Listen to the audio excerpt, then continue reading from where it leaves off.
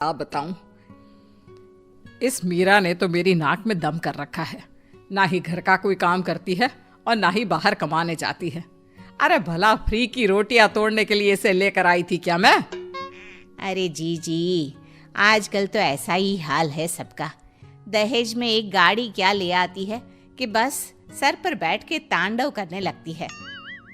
मेरी बहू मीरा तो दहेज में एक फूटी कोड़ी भी नहीं लाई, फिर भी रोज महारानी मुझे उंगली पर नचाती है। जी, फिर तो बहुत गलत बात है। तुम्हारी भी गलती है, बिना दहेज के ब्याह किया ही क्यों? अरे मैं तो अच्छा और बहुत दहेज लेती, आखिर मेरा बेटा इंजीनियर है। पर तेरे जीजा जी दहेज के खिलाफ है ना, बेकार कॉलेज के प्रोफेसर। अरे दुनियादारी की समझ ही नहीं है, बस अपने किताबों की दुनिया में ही रहते हैं। अरे जी, अभी भी कुछ नहीं बिगड़ा। थोड़ा काम में लगाओ, खुद दहेज चल के आएगा। कमला को सुमन की बात समझ में आ जाती है और उसे सुमन का सुझाव अच्छा भी लगता है। कमला अगली सुबह से मीरा पर हुक्म चलाने लगती है। सुन बहू, फटाफट से सफाई कर ले, फिर रोटियां भी बनानी है। सासू माँ, सब मैं ही करूँगी क्या? आप क्या पूरा दिन मुझे काम बताने का ही कष्ट करती रहोगी? तो तू क्या चाहती है, मैं तेरी नौकरानी बन जाऊं? हैं? चुपचाप काम कर, नहीं तो अपने मायके का रास्ता नाप और निकल मेरे घर से। मीरा अपनी सास की धमकी सुन के थोड़ा डर जाती है। वो पूरी ईमानदारी के साथ घर का काम और अपनी सास कमला की सेवा करने लगती है। ये सब देखकर कमला बहुत खुश होती है, पर थोड़ी निराश भी होती है, क्योंकि जैसा वो चाहती थी वैसा कुछ अभी तक तो हुआ नहीं था। कमला अपनी बहू मीरा को और काम बताने लगती है। सासू माँ, आज मेरी तबीयत थोड़ी खराब है, आज तो मैं काम नहीं कर पाऊंगी। अच्छा, तो ऐसा करती हूँ, एक गाड़ी मंगा देती हूँ जो तुझे तेरे मायके छोड़ आए। अब तेरे दहेज में कोई नौकरानी तो आई नहीं जो तुझे आराम करने दूं। पर सासू माँ, मैं तो मैं मत कर और हाथ चला जल्दी जल्दी। आज तो कपड़े भी दुनिया भर के हैं, कौन धोएगा तेरे अलावा? मीरा बीमार हालत में भी काम करने लग जाती है।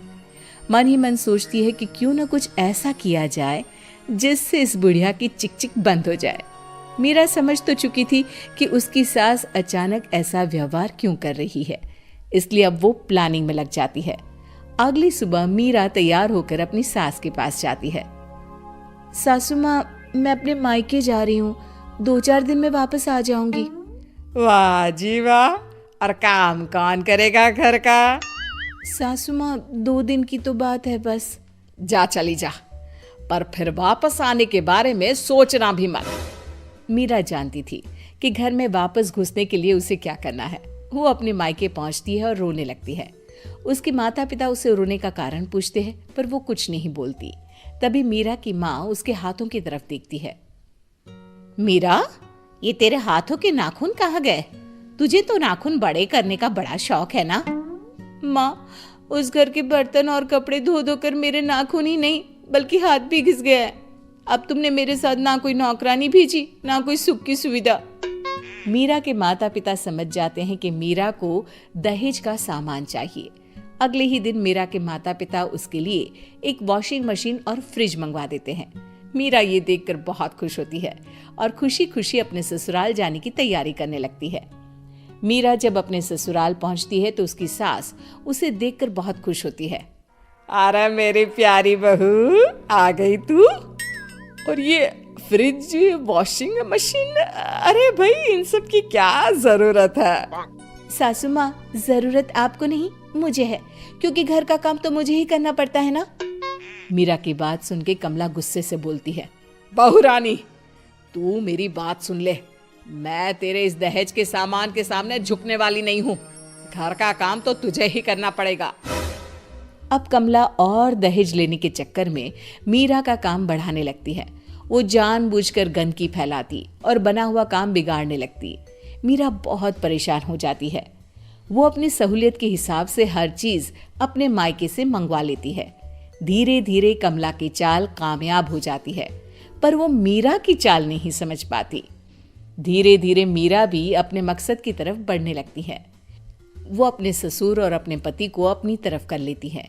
एक दिन मीरा अपने ससुर से कहती है, पिताजी क्यों ना आप ये घर मेरे नाम कर दे, क्योंकि सासू माँ तो बीमार रहती हैं और रमन का तो आपको पता ही है कितने बिजी रहते हैं। ऐसे में घर को संभालेगा कौन? हाँ बहू, मुझे लगता है कि तुम बिल्कुल सही कह रही हो। इस घर को संभालने वाला कोई तो होना चाहिए। ये कहकर मीरा के ससुर जी अपनी पूरी प्रॉपर्टी मीरा के नाम कर देते हैं। मीरा बहुत खुश होती है क्योंकि वो अब अपने मकसद में कामयाब हो गई थी।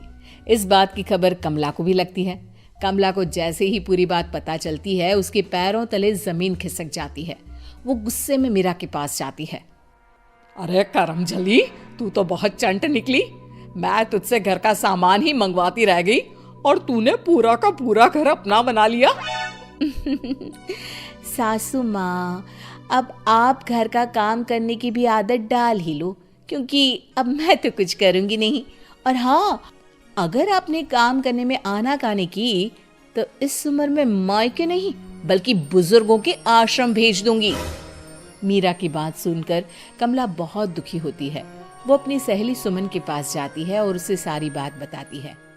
अरे सुमन, मैंने तो लालच में आके अपने ही पैर पर कुल्हाड़ी मार दी। काश मैं तेरी बात मानती ही नहीं तो आज ये मेरी दशा नहीं होती। वाह जीजी, उल्टा चोर कोतवाल को डांटे। मैंने तो सिर्फ काम करवाने की सलाह दी थी, पर तुम तो बेचारी मीरा को परेशान करने लग गई। अब भरो अपने किए के फल। और वैसे भी ना, एक दिन तो ऊंट पहाड़ के नीचे आ ही जाता है। सुमन की बातें सुनकर कमला अपने घर वापस चली जाती है और अपनी बहू मीरा को पूरी बात बताती है कि कैसे सुमन ने उसे उल्टी सलाह देके अपना पल्ला साफ कर लिया। कमला अपनी बहू से माफ़ी मांगती है। नहीं सासू माँ, आपको अपनी गलती का एहसास हो गया, मेरे लिए वही बहुत है।